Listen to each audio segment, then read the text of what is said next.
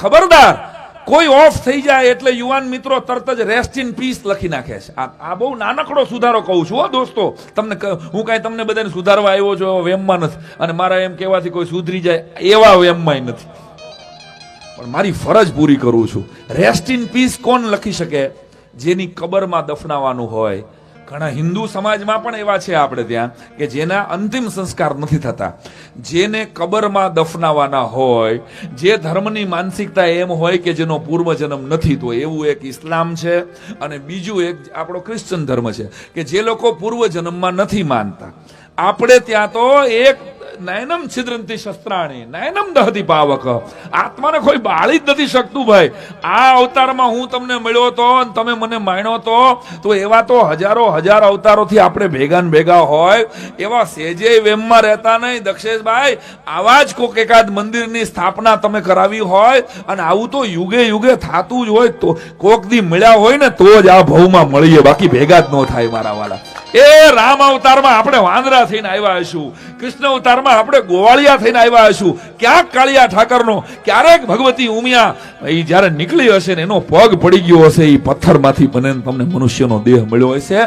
આ કાંઈક આશીર્વાદ ઉતરો હોય એટલે યાદ કરાવી દઉં છું તમને બધાને. રેસ્ટ ઇન પીસ કોણ લખી શકે? કયામત સુધીનો દિવસ સુધી અમે અમારા વડવાઓની રાહ જોશું. ત્યાં ઇસ્લામની એવી માનસિકતા છે કે કયામતના દિવસે એ અલ્લાહ એની ઉપર મહેરબાન થશે અને જેટલા પણ એના વડીલો છે એ બધાને જાગતા કરશે, એને મારા વંદન. હિન્દુના દીકરાથી કેવી રીતે લખી શકાય કે રેસ્ટ ઇન પીસ? કારણ કે આપણે તો રેસ્ટ કરતા જ નથી, આપણે તો તરત જ જન્મવાનું હોય છે પુનર્જન્મમાં.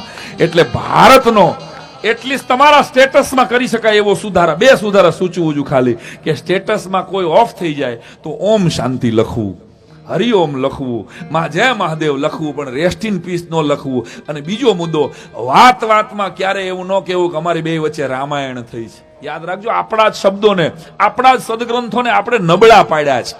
અમારે ભાઈ બે ભાઈબંધો વચ્ચે રામાયણ થાય છે. રામાયણ થાય યાર, મને કહો તો ખરા. એક સીટ ઉપર એક આપણે જોયા ને હમણાં તો ખેલ હાલે, એક જૂના ધારાસભ્યને નવી ટિકિટ નો આપો, નવા બીજી આપી દો, અને માગી હોય નો આપો તો કેવા ઓઘા હળગ્યા.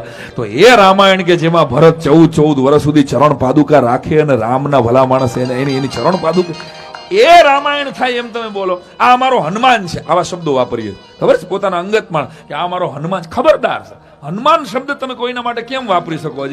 જે મનોજ મારું તુલ્ય વેગમ હોય, જે વિચાર તો કરો કે અંજનીના દૂધમાં કેવી તાકાત હશે કે એ 64 જોજનનો સમુદ્ર વળોઠી અને આખી લંકાને હળગાવીને આવી જાય અને રાવણના હાજા ગગડાવીને આવી જાય, અને તમે તમારા એવા થુલિયા ભાઈબંધ માટે એવો શબ્દ વાપરો કે આ અમારો હનુમાન છે. ખબરદાર, ભારતના આપણે ખાલી આટલું કરીએ ને કે આપણા ધાર્મિક શબ્દોને બોલચાલમાં આ તો કાનુડા જેવો છે. એક ત્રીજો શબ્દ આવો વાપરીએ, 10 છોકરીઓની વચ્ચે ઉભો હોય ને, આ તો જો એટલે શું કહો છો તમે? પણ કૃષ્ણની સાથે કોઈ બાળકને તમે, બાળક હોય તો સરખાવો મુબારક, પણ કોઈ જુવાનડો 25 છોકરીઓ હારે વાત કરતો એટલે કાનુડો ન થવાય.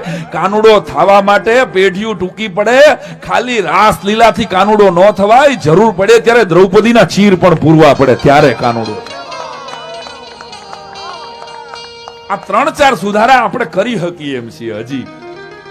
ભલે આપણે કદાચ ગીતાજીના પાઠ રોજ નહીં કરીએ, કરો તો બહુ સારી વાત છે, પણ આપણને બહુ, અને ક્યાંક આપણા મા બાપે એ રસ નથી લીધો કે હવે એમાં તો હવે ક્યાંક કોઈ મંદિરે જાય છે, આવો જવાબ હોય છે. ત્યારે મારા વાલા, કાશી વિશ્વનાથ દાદાનું મંદિર અહીં થયું છે અને આવો આનંદનો ઉત્સવ છે.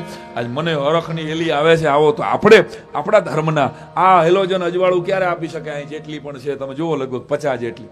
એ ક્યારે અજવાળું આપે કે કાલ હાંજનો ઓલો માણસ છે ને આના કનેક્શન જોડતો હોય, આના વાયર જોડતો હોય, ત્યારે જ આ અજવાળું આપી શકે. એમ હિન્દુ સનાતન વૈદિક ધર્મ છે ને, એ હેલોજન નહીં, પાવર સ્ટેશન છે. તમારી પેઢીઓને, તમારા સંતાનોને એના છેડા આપશો ને તો જ અજવાળું થશે ધર્મનું, બાકી દબાઈ નમઃ ભલા માણસ.